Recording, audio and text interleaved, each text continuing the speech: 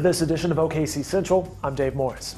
Imagine taking an elevator up to the 50th floor of Devon Energy Center to enjoy not just a nice meal, but the best view of the city from the highest building in the state.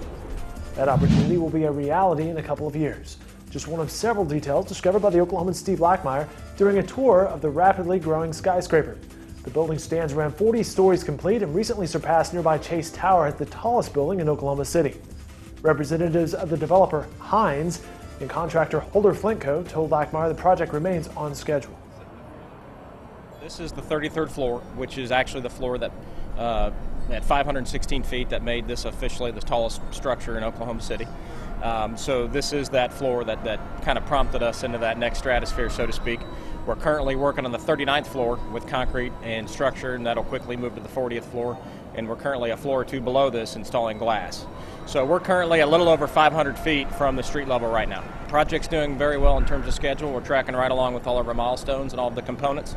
We've had a couple of phase turnovers to Devon that happened right on time, including the parking deck, which you're aware of, and the fitness center that Devon's been using very successfully for about 3 months now. And in terms of the tower, the podium, and the rotunda, things are tracking along very well. In the last few months, we've ramped up from about 900 to 1,200 people. And as we continue to add finishes on the lower floors and continue the structure up, we'll see that number continue to climb a little bit, and then at some point it'll start to be down on the downhill side of the curve. The glass is typically around 8 to 10 floors beneath the concrete floor. So we're currently working on the 39th floor with structure. The glass is on the 38th floor, and they're in what we call the same cycle. So as we finish a floor approximately every week on concrete, the glass just about finishes a floor a week as well, and they're kind of chasing each other up the structure.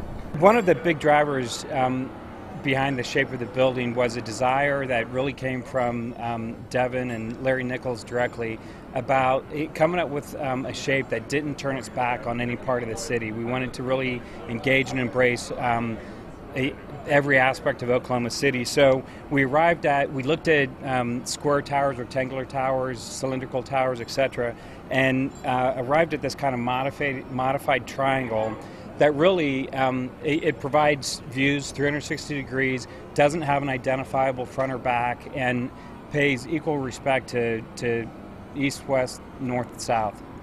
I guess the surprise when you're working on a structure this large, it's hard to fully appreciate the presence that it's going to have when you're dealing with scaled models. So as we've come out of the ground and we're up above 500 feet now, the presence that it already has on the skyline and in the community is really impressive, and I think was even more meaningful and impactful than I expected it to be.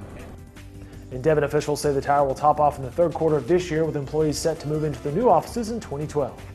You can watch live construction of the Devon Tower by going to newsok.com/OKC Skyline. There's a webcam posted there for subscribers of the Oklahoman. And you can stay updated on downtown business activity. You can read Steve Lackmeyer's blog at okccentral.com.